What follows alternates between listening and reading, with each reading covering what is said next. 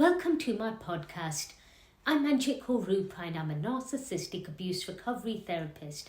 This podcast series is about telling the stories of victims of narcissistic abuse who have sent me their stories to share anonymously to make their voices heard. If you have a story you would like me to tell about you, contact me via my website. The link is below. This is a story about a woman who contacted me to share her story. Her name has been changed to protect her identity and whoever else I may mention. I'm going to call her Sophia and her husband David. Trigger warning. This story mentions financial abuse and sexual abuse. If this is triggering for you, you might want to skip this episode. Sophia had just graduated and was starting out in her career as a scientist. Sophia was single and she was hoping to find someone she could settle down with. She had just broken up with her childhood sweetheart after falling out of love with one another. They had grown apart and the relationship had ended amicably. She was still friends with him, even though he had moved on. She was happy for him. One evening, her friend invited her out to a house party. Even though Sophia couldn't be bothered to go, she got dressed up and went. It was there she met David. He caught her eye as soon as she walked in. Dark hair, blue eyes and tall. She felt an instant attraction. She socialized with people she knew, and then David and his friend came up to them and chatted. He seemed just as nice as he looked. It was coming to the end of the party, and David asked Sophia if he could take her for a drink sometime. They exchanged numbers and agreed to meet. It was from there they started dating and meeting regularly. David was a lawyer, and often their busy schedules didn't allow them to meet as often as they liked. Sophia liked David straight away and fell in love with him quickly. He was charming, kind, caring, and generous. Showered her with compliments and gifts, and she would receive flowers to her apartment every week. This felt different to her ex. She felt alive and wanted. She still cared about her ex, but the love had died. After 3 months of dating, David asked Sophia to move in with him. She didn't even think about it twice and agreed. He had told her he loves her after the 3rd date, and she had told him the same back. She trusted David and felt comfortable with him, so there was nothing to think about moving in with him. They were in their mid-20s and their careers were going well. After 6 months of living together, David asked Sophia to marry him as he placed a diamond ring on her finger. She cried with happiness and said yes. Within 12 months of meeting, they had moved in together, were engaged and married. Sophia felt she had hit the jackpot. She was over the moon and felt that David ticked every one of her boxes. It wasn't until around 3 months of being married that Sophia noticed a change in David. He was coming home much later in the evenings, and he spent less time with her, and he stopped doing as many nice things for her. For the last 12 months, he had given her flowers every week. Even though this was a bit too much for Sophia, she knew this was a sign he loves her. They didn't spend as much time together on the weekend. When she asked him if everything is okay, he reassured her that he has had a lot going on at work. Although he had said he is busy, she knew something was not right. In hindsight, she realizes the relationship moved too quickly. After months of her not seeing David as much and him being hot and cold with her, he told her he would like to set up his own law firm. She felt relieved and thought this is why he had been so busy. Perhaps he had been too scared to tell her, wondering if she would support him. Sophia supported him in setting up his law firm. She was happy to be involved and to be there for him. Sophia was so in love with David, she would have done anything for him. She drew all of her little savings out and gave him the money. She even asked her parents for a loan, and they agreed. David was happy and was back to spending more time with Sophia and showering her with compliments and gifts. She told David not to spend so much, as they would be needing the money for their future. They moved to a quieter location as they were exhausted with the city life. David became busy with the law firm, and Sophia was back to see David less and less. She knew he was busy, and he also pre-warned her that they may not see each other as much, but he also gave her no choice. He also reassured her that it would not be like this forever. Sometimes he would come back home in the early hours of the morning.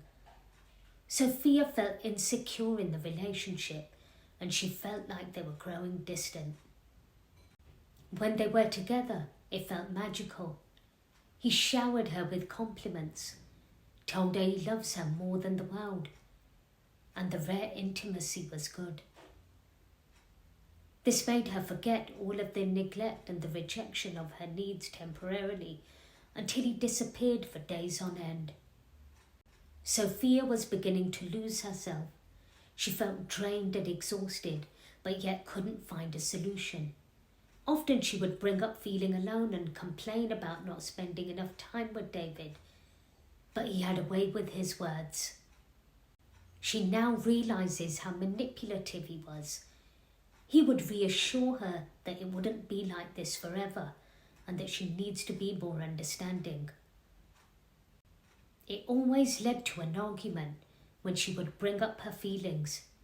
He would call her too needy, controlling, and unsupportive of his business. He would tell her that his business partners' wives do not put this much pressure on their husbands. He just couldn't see things from her perspective. Sophia would go to bed in tears, and he would tell her to stop being so emotional and stop crying. She would suppress her tears and not sleep all night as David slept soundly next to her like nothing had happened.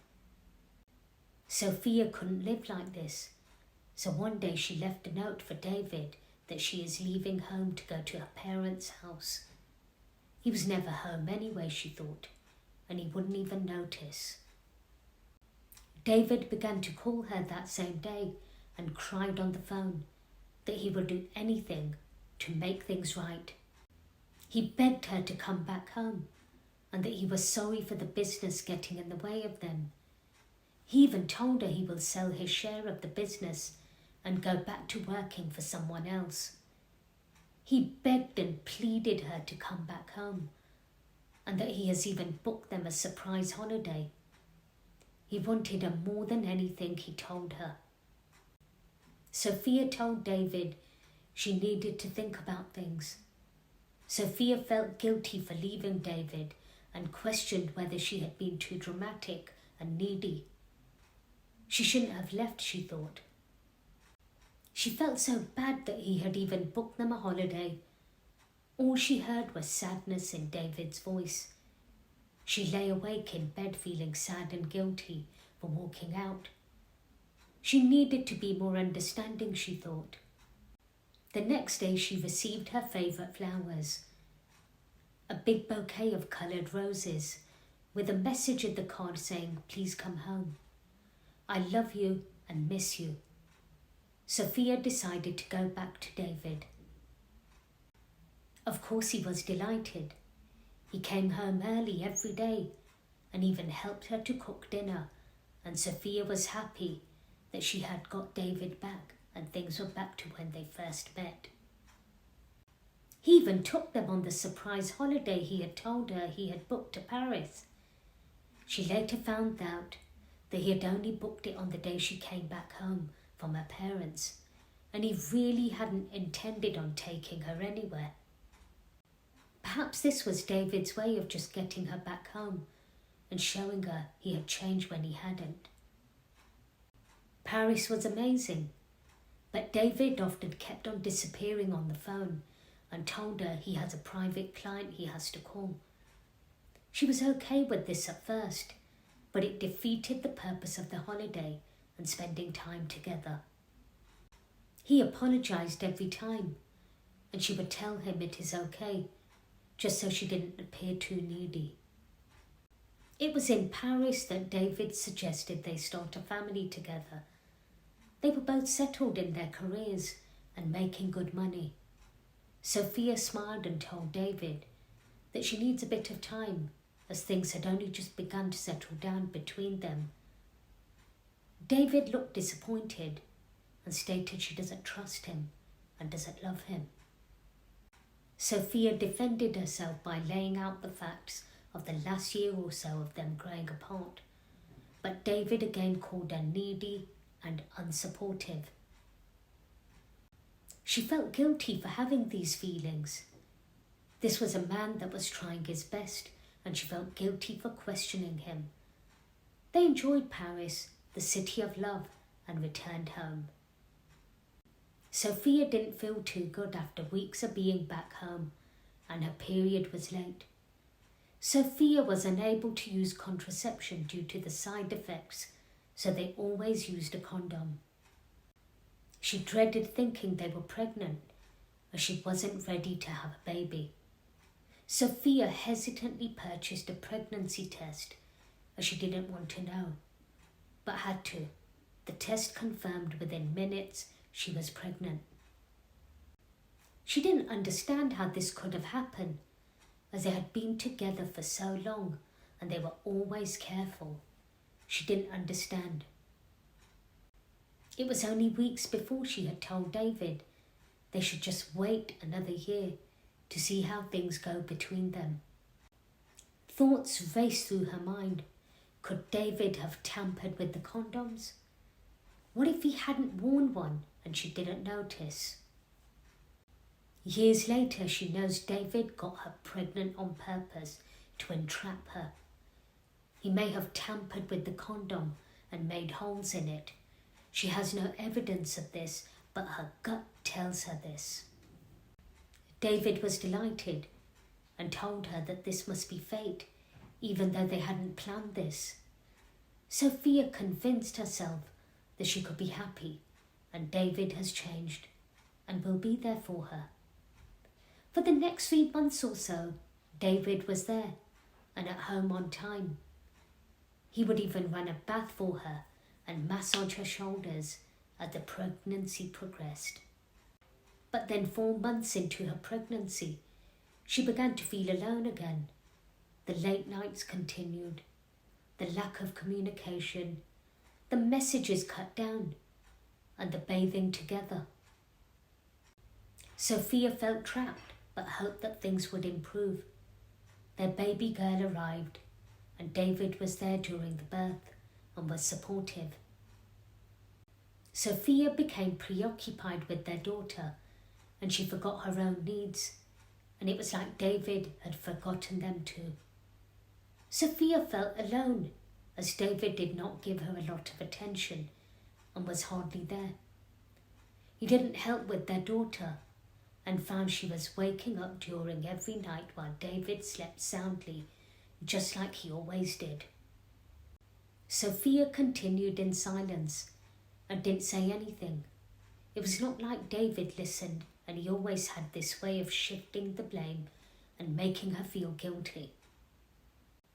The intimacy disappeared, and this became a rarity, as she was always so exhausted, and David was hardly around. Sophia felt her confidence going downhill. She felt like she was overweight from the pregnancy, and her skin had changed. She thought in her head that if David is not sleeping with her, who else could he be with? Things were beginning to dry up between them, and Sophia was busy with the baby. Every now and again it felt like a family, but for the most part she felt alone and tired. She confronted David, as she couldn't control her anger anymore. She was annoyed, frustrated, emotionally drained, and constantly wondered why David was not interested in her. She had done so much for him. Why did he not care? When she confronted him, David made up lots of excuses, just like how he always did. She asked him if he had been seeing someone else, as they had not been intimate for months, and he had been distant. He blamed the business and said he has a lot on his plate. Sophia was angry and frustrated. She just wanted to know the truth. On interrogation and prodding him to confess or she would leave him, he told her he had been caught up in some business stuff. She didn't believe him, and then he finally confessed. He told her he had been seeing someone. She had come on to him at a Christmas party, and he didn't mean for this to happen. Sophia scanned through her mind quickly and tried to guess when he had been seeing her. She was not sure about this, as he had been behaving distant for a long while. She asked him how long he had been seeing her, and he looked like he was lying when he said 3 months. Sophia told David to leave and to give her time to think, but he begged and pleaded for forgiveness. She wasn't having any of it. She told him to leave again, and he reluctantly left. She hardly saw him for 6 months after this. It was only when he wanted to see their girl. It wasn't until later that Sophia found out that he had been seeing this other woman on and off for many years. It was around the same time David and Sophia had got together. He had even got her pregnant a few months after their little girl was born. This explained the disappearances, the lack of intimacy, interest, gaslighting, and letting Sophia believe it was all in her head. Sophia was devastated. One day he came back and begged her to take him back. Sophia had had time to think. Despite his faults, she wanted their little girl to get to know her dad. She loved and doted on him, so she forgave him. Sophia believed David had changed. He was making more of an effort with her and their daughter, and he seemed like he had realized he had made a mistake. Sophia later realized that his mistress had had enough of him and had thrown him out. She was heartbroken, as she truly believed that David had changed, but David only ever cared about himself. Sophia carried on, despite knowing that she should end it, but something inside her couldn't quite manage to end it with David. She still loved him, and he had promised to change. Sophia tried to carry on and put on a brave face. Things settled down for a bit, and then they were back to normal. David being distant and not being there, the intimacy died down, and David was back home late nearly every day. The argument started again, and the emotional manipulation and gaslighting that it was all in her head. One day David came home crying, and she found out that David was in a lot of debt and that he had been stealing from his business partners. He cried and told her he was sorry and that he was in a lot of trouble and needed her support. Sophia's parents had the money. David wanted Sophia to ask her parents for money, but she refused. She had already borrowed money for their home, and they had not paid her parents back. She didn't know what he had been spending it on, but she later found out that David had numerous affairs and he had been paying for sex and splashing out on his friends. She didn't really see the money other than the little gifts and breadcrumbs he had given to her. Sophia stayed for a bit, but had had enough. She didn't know if she loved him anymore. She was tired and exhausted and didn't trust David anymore. So one day she packed her bags and took their little girl to her parents' house. She didn't want to be with a liar, cheat, and someone who steals.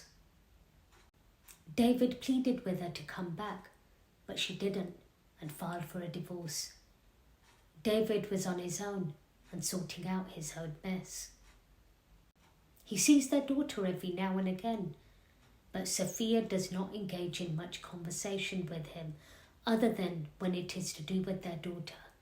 She knows David went back to his mistress and is planning to get married to her. She wishes his new wife luck. It has been 5 years since their divorce, and Sophia has finally settled down. She is focusing on her daughter and trying to rebuild her life again. She's unsure if she will date again. Please like and share. If you have a story you would like me to tell anonymously about, you email me via my website. Thank you for tuning into this episode.